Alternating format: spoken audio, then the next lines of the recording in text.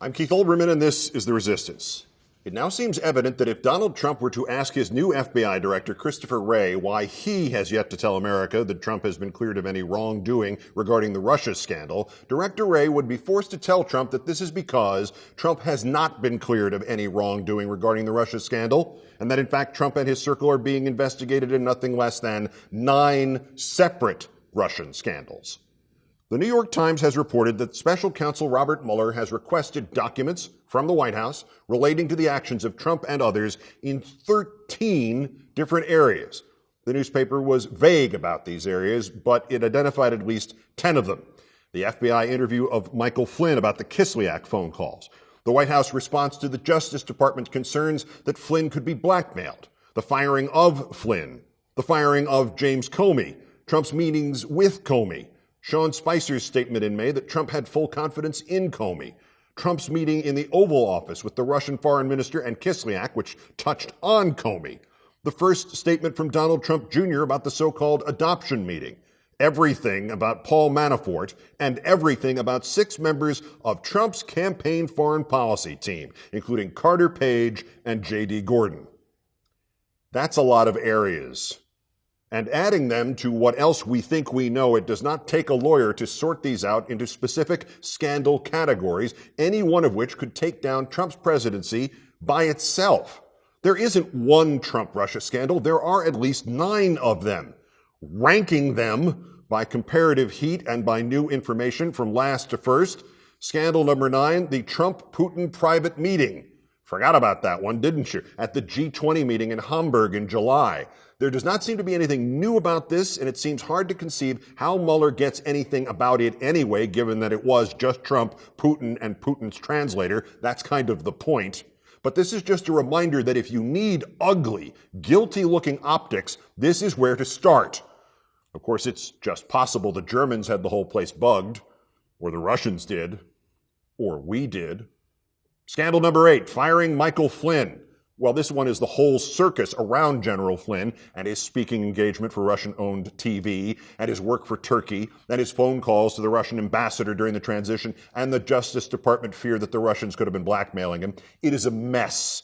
It has prongs to Russia, to Trump Jr., to Manafort, to Kushner, to Trump himself, and in what's new here, to Flynn's son, Michael G. Flynn, who NBC News says is now a subject of the investigation into the election and collusion, in part because of his work with his father's lobbying firm. Scandal number 7, hacking the DNC computer. As time goes by, it just gets stranger that Trump called on the Russians to find Hillary Clinton's emails on July 27, 2016. Then 14 days later, Trump's old buddy Roger Stone said he had been in contact with Julian Assange. Then 11 days after that, Stone tweeted it would soon be John Podesta's time in the barrel. And then 47 days after that, WikiLeaks began to release Podesta's emails 1 hour after the Billy Bush Access Hollywood tape was revealed.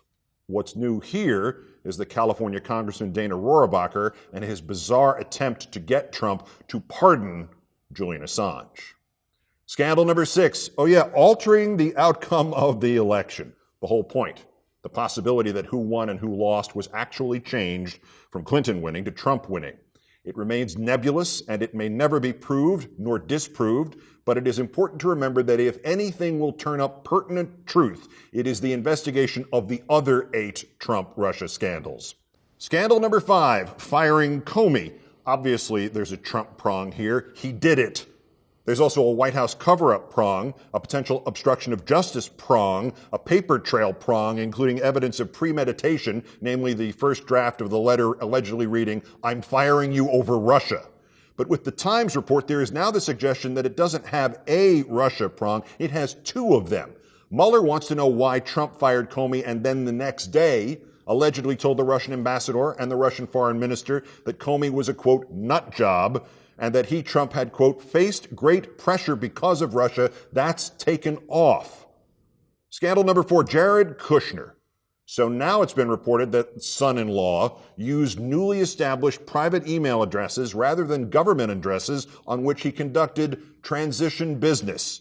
His prongs go into the desperate finances and alleged overtures to Russia about a building his family owns, and into a Russian banker named Gorkov, who graduated from Russia's intelligence training academy and has links to Putin, and into the Russian adoption meeting, and especially into that bid to establish a secure back channel between the Trump gang and Russia using Russian diplomatic systems.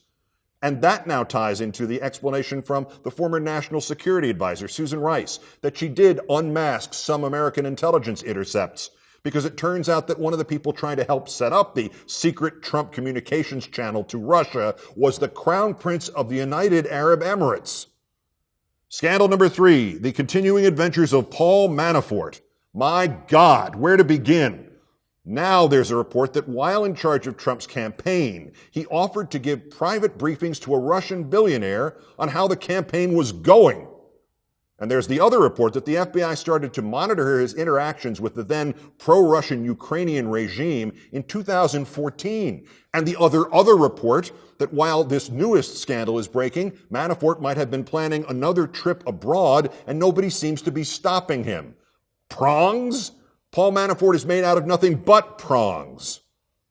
Scandal number 2, Trump Jr.'s Trump Tower meeting. This is the adoption thing with Manafort, Kushner, the Russian lawyer, and the other shady Russians. This scandal has a Russian prong sticking out of one side, obviously. It has a Trump campaign prong sticking out of the other side, since Trump Jr. went in there having been told he was to meet middlemen who were going to give him Russian government dirt on Hillary Clinton to use in the election.